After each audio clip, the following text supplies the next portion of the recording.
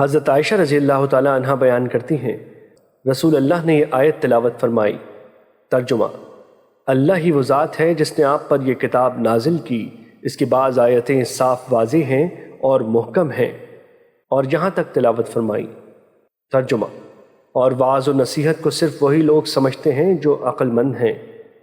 تو رسول اللہ صلی اللہ علیہ وسلم نے فرمایا، جب تو دیکھے، جبکہ مسلم کی روایت میں ہے، جب تم ایسے لوگوں کو دیکھو جو مختلف معانی کی متحمل آیات تلاش کرتے ہیں تو وہ ایسے لوگ ہیں جن کا اللہ نے دلوں میں کجی رکھنے والے نام رکھا ہے، تو تم ان سے بچو۔ مشکوٰۃ المصابیح حدیث نمبر 151۔ حضرت عبداللہ بن عمرو رضی اللہ تعالیٰ عنہ بیان کرتے ہیں، میں صبح سویرے رسول اللہ صلی اللہ علیہ وسلم کی خدمت میں حاضر ہوا، اور راوی بیان کرتے ہیں آپ صلی اللہ علیہ وسلم نے دو آدمیوں کی آواز سنی جو کسی آیت کے بارے میں جھگڑ رہے تھے۔ رسول اللہ صلی اللہ علیہ وسلم غصے کی حالت میں ہمارے پاس تشریف لائے، غصے کے آثار آپ کے چہرے پر نمایاں تھے۔ آپ نے فرمایا، تم سے پہلی قومیں کتاب میں اختلاف کرنے کی وجہ سے ہلاک ہوئیں۔ مشکوٰۃ المصابیح حدیث نمبر 152۔ حضرت سعد بن ابی وقاص رضی اللہ تعالیٰ عنہ بیان کرتے ہیں، رسول اللہ صلی اللہ علیہ وسلم نے فرمایا، مسلمانوں کے حق میں وہ مسلمان سب سے بڑا مجرم ہے جس نے کسی ایسی چیز کے بارے میں اپنے نبی سے دریافت کیا جو پہلے حرام نہیں تھی، لیکن اس کے دریافت کرنے کی وجہ سے اسے حرام کر دیا گیا۔ مشکوٰۃ المصابیح حدیث نمبر 153۔ حضرت ابو ہریرہ رضی اللہ تعالیٰ عنہ بیان کرتے ہیں، رسول اللہ صلی اللہ علیہ وسلم نے فرمایا، آخری دور میں فریب کار جھوٹے لوگ ہوں گے، وہ تمہارے پاس ایسی احادیث لائیں گے جو تم نے سنی ہوں گی نہ تمہارے آبا نے، بس اپنے آپ کو ان سے اور انہیں اپنے آپ سے دور رکھو تاکہ وہ تمہیں گمراہی اور فتنے میں مبتلا نہ کر دیں۔ مشکوٰۃ المصابیح حدیث نمبر 154۔ حضرت ابو ہریرہ رضی اللہ تعالیٰ عنہ بیان کرتے ہیں، اہل کتاب تورات عبرانی زبان میں پڑھا کرتے تھے اور اہل اسلام کے لیے عربی زبان میں اس کی تفسیر بیان کرتے تھے۔ رسول اللہ صلی اللہ علیہ وسلم نے فرمایا، اہل کتاب کی تصدیق کرو نہ تکذیب، بلکہ کہو ہم اللہ پر اور جو ہماری طرف نازل کیا گیا اس پر ایمان لائے۔ مشکوٰۃ المصابیح حدیث نمبر 155۔ حضرت ابو ہریرہ رضی اللہ تعالیٰ عنہ بیان کرتے ہیں، رسول اللہ صلی اللہ علیہ وسلم نے فرمایا، آدمی کے جھوٹا ہونے کے لیے بس یہی کافی ہے کہ وہ ہر سنی سنائی بات تحقیق کیے بغیر بیان کر دے۔ مشکوٰۃ المصابیح حدیث نمبر 156۔ حضرت ابن مسعود رضی اللہ تعالیٰ عنہ بیان کرتے ہیں، رسول اللہ صلی اللہ علیہ وسلم نے فرمایا، اللہ نے مجھ سے پہلے جس نبی کو مبعوث فرمایا تو اس نبی کے اس کی امت میں کچھ معاون اور کچھ عام ساتھی ہوتے ہیں، وہ اس کی سنت کو قبول کرتے اور اس کے حکم کی اتباع کرتے ہیں، پھر ان کے بعد برے جانشین آ جائیں گے، وہ ایسی باتیں کریں گے جس پر ان کا عمل نہیں ہوگا اور ایسے کام کریں گے جن کا انہیں حکم نہیں دیا گیا ہوگا، بس جو شخص اپنے ہاتھ کے ساتھ ان سے جہاد کرے گا وہ مومن ہے، جو اپنی زبان کے ساتھ ان سے جہاد کرے گا وہ مومن ہے، اور جو دل سے ان سے جہاد کرے گا تو وہ بھی مومن ہے، اور اس کے بعد رائی کے دانے کے برابر بھی ایمان نہیں۔ مشکوٰۃ المصابیح حدیث نمبر 157۔ حضرت ابو ہریرہ رضی اللہ تعالیٰ عنہ بیان کرتے ہیں، رسول اللہ صلی اللہ علیہ وسلم نے فرمایا، جو شخص ہدایت کی طرف دعوت دے تو اسے بھی اس ہدایت کی اتباع کرنے والوں کی مثل ثواب ملے گا، اور یہ ان کے اجر میں کوئی کمی نہیں کرے گا، اور جو شخص کسی گمراہی کی طرف دعوت دے تو اسے بھی اس گمراہی کی اتباع کرنے والوں کی مثل گناہ ملے گا، اور یہ ان کے گناہ میں کوئی کمی نہیں کرے گا۔ مشکوٰۃ المصابیح حدیث نمبر 158۔ حضرت ابو ہریرہ رضی اللہ تعالیٰ عنہ بیان کرتے ہیں، رسول اللہ صلی اللہ علیہ وسلم نے فرمایا، اسلام اجنبیت کے عالم میں شروع ہوا اور ان قریب اسی حالت میں لوٹ جائے گا جیسے شروع ہوا، پس اجنبیوں جنہوں نے اسلام کے ابتدائی دور اور آخری دور میں اسلام کا ساتھ دیا کے لیے خوشخبری ہے۔ مشکوٰۃ المصابیح حدیث نمبر 159۔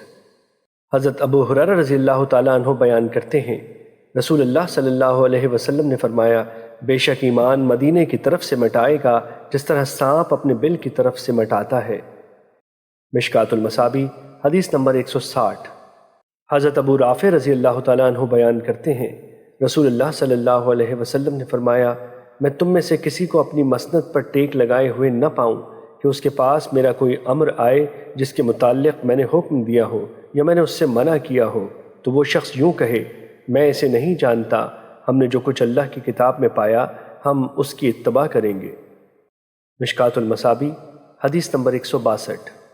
حضرت مقداد بن معدی کرب رضی اللہ تعالیٰ عنہ بیان کرتے ہیں، رسول اللہ صلی اللہ علیہ وسلم نے فرمایا، سن لو مجھے قرآن اور اس کے ساتھ اس کی مثل عطا کی گئی ہے، سن لو قریب ہے کہ کوئی شکم سیر شخص اپنی مسند پر یوں کہے تم اس قرآن کو لازم پکڑو، پس تم جو چیز اس میں حلال پاؤ اسے حلال سمجھو اور تم جو چیز اس میں حرام پاؤ تو اسے حرام سمجھو، حالانکہ اللہ کے رسول صلی اللہ علیہ وسلم نے جس چیز کو حرام قرار دیا ہے وہ ایسے ہی ہے جیسے اللہ نے حرام قرار دیا ہے۔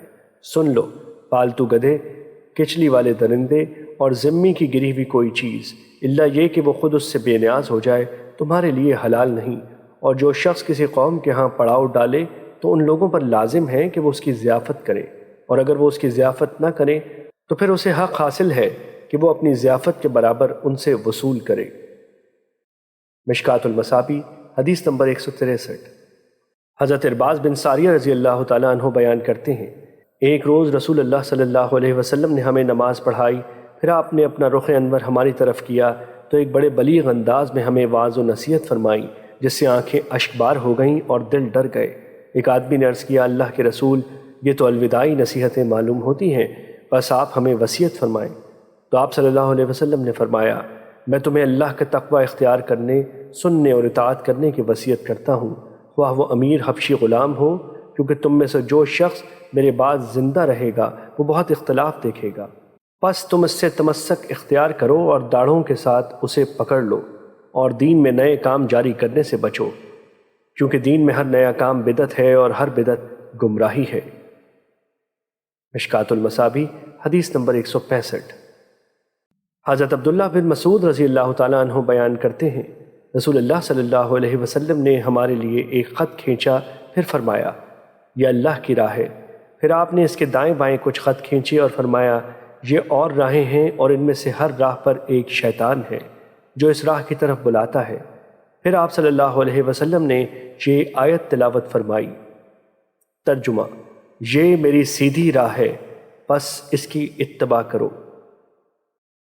مشکوٰۃ المصابیح حدیث نمبر 166۔ حضرت احمد اور ابو داؤد میں معاویہ رضی اللہ تعالیٰ عنہ سے مروی روایت میں ہے 72 جہنم میں جائیں گے اور ایک جنت میں جائے گا، اور ان قریب میری امت میں ایسے لوگ ظاہر ہوں گے ان میں یہ بدعات اس طرح سرایت کر جائیں گی جس طرح باولے کتے کا اثر کاٹے ہوئے شخص کے رگ و ریشے میں سرایت کر جاتا ہے۔ مشکوٰۃ المصابیح حدیث نمبر 172۔ حضرت ابو امامہ رضی اللہ تعالیٰ عنہ بیان کرتے ہیں، رسول اللہ صلی اللہ علیہ وسلم نے فرمایا جب کوئی قوم ہدایت یافتہ ہونے کے بعد گمراہی اختیار کر لیتی ہے تو باہمی نزاع ان کا شغل بن جاتا ہے۔ پھر رسول اللہ صلی اللہ علیہ وسلم نے یہ آیت تلاوت فرمائی۔ ترجمہ، وہ آپ سے یہ باتیں محض جھگڑا پیدا کرنے کے لیے کرتے ہیں بلکہ یہ لوگ ہیں ہی جھگڑالو۔ مشکوٰۃ المصابیح حدیث نمبر 180۔ حضرت ابو ذر رضی اللہ تعالیٰ عنہ بیان کرتے ہیں، رسول اللہ صلی اللہ علیہ وسلم نے فرمایا جس نے جماعت سے بالش برابر علیحدگی اختیار کی تو اس نے اپنی گردن سے اسلام کی رسی یعنی پابندی اتار دی۔ مشکوٰۃ المصابیح حدیث نمبر 185۔ حضرت مالک بن انس رحمۃ اللہ علیہ مرسل روایت بیان کرتے ہیں کہ رسول اللہ صلی اللہ علیہ وسلم نے فرمایا میں تم میں 2 چیزیں چھوڑ کر جا رہا ہوں، بس جب تک تم ان دونوں پر عمل کرتے رہو گے تو کبھی گمراہ نہیں ہوگے، یعنی اللہ کی کتاب اور اس کے رسول کی سنت۔ مشکوٰۃ المصابیح حدیث نمبر 186۔ حضرت حسان رحمۃ اللہ علیہ بیان کرتے ہیں جب کوئی قوم اپنی دین میں کوئی بدعت ایجاد کرتی ہے تو اللہ اس کی مثل ان کی سنت چھین لیتا ہے، پھر وہ اسے روز قیامت تک ان کی طرف نہیں لوٹاتا۔ مشکوٰۃ المصابیح حدیث نمبر 188۔ حضرت ابراہیم بن میسرہ رحمۃ اللہ علیہ بیان کرتے ہیں رسول اللہ صلی اللہ علیہ وسلم نے فرمایا جس شخص نے کسی بدعتی کی تعظیم و نصرت کی تو اس نے اسلام کے گرانے پر معاونت کی۔ مشکوٰۃ المصابیح حدیث نمبر 189۔ حضرت ابن مسعود رضی اللہ تعالیٰ عنہ سے روایت ہے کہ رسول اللہ صلی اللہ علیہ وسلم نے فرمایا اللہ نے صراط مستقیم کی مثال بیان فرمائی کہ راستے کے دونوں طرف 2 دیواریں ہیں، ان میں دروازے کھلے ہوئے ہیں اور دروازوں پر پردے لٹک رہے ہیں۔ راستے کے سرے پر ایک دائی ہے، وہ کہہ رہا ہے سیدھے چلتے جاؤ، ٹیڑھے مت ہونا، اور اس کے اوپر ایک اور دائی ہے۔